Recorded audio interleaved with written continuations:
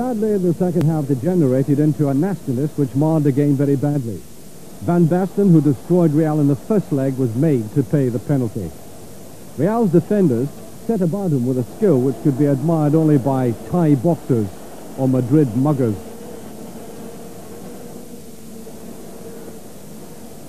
Then Sanchez, having already been booked and apparently forgetting it was a football match, committed another act of gross folly, which the referee could only respond to in the inevitable way.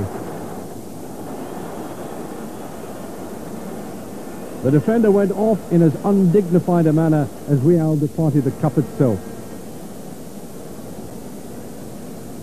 So Ruud Gullit had the frustration of his long layoff obviously eased by the triumph of his side's 2-1 win on aggregate.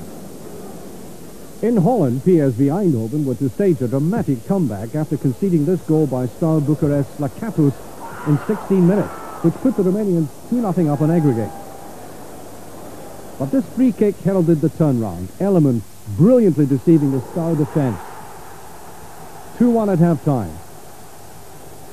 But Romario, the Brazilian striker, went on to a remarkable hat-trick in the second half. This was his final goal, PSV's fifth.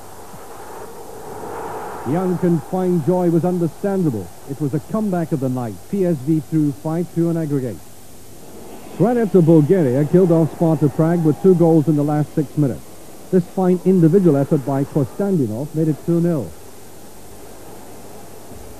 Then a textbook free kick by Stoichkov ensured CFK's passage into the next round, 3-0. Aggregate 5-2 for the Bulgarians.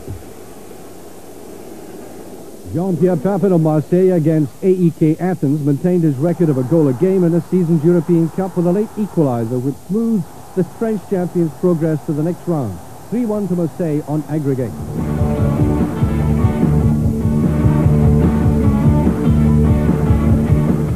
Barcelona, holders of the Cup Winners' Cup, were the biggest casualties. 2-0 down after the first leg. They took the lead when Salinas, with the aid of a deflection, scored. After Ronald Koeman's long ball led to Bucharest making it 2 6 minutes later, the 105,000 watching Barcelona fans began to celebrate. They couldn't, however, grab a third, and when the tie went into extra time, a diving header from Anderlecht's Mark van der Linden put the Belgian team through 3-2 on aggregate. Troubled days these for Barcelona manager Johan Cruyff. Sampdoria and Borussia Dortmund were 1-1 after the first leg, but 2 goals from Gianluca Vialli, which included this classy touch, gave the Italians a 3-1 aggregate triumph. He looks nonchalant enough, but then shows he too enjoyed it. Dinamo Bucharest put paid to Swansea's conquerors Panathinaikos. 2-0 up already after the first leg in Greece. Radnic's truly outstanding run from his own half and cool finish set up a 6-1 second leg victory. That was after 23 minutes, and 9 minutes later the Panathinaikos defence was non-existent as Mateusz skillfully lobbed the keeper for a second. The pick of the other Bucharest goals was number 5, involving lots of skill with a pretty back heel, and Sabu finishes with some relish. Dinamo winners 8-1 on aggregate. Celtic's conquerors, Partizan Belgrade, 4-3 down from the first leg in Groningen, also had a little back heel in injury time to thank for setting up Jurjevic. It made it 3-1 on the night, 6-5 to Partizan on aggregate. Huddle and Hateley's Monaco cut things even finer. After a goalless first leg in Monaco, they went behind to Dynamo Berlin when Doll's perfect setup invited Kuttner. It came in the 20th minute of extra time, and the textbook goal looked to have settled the tie.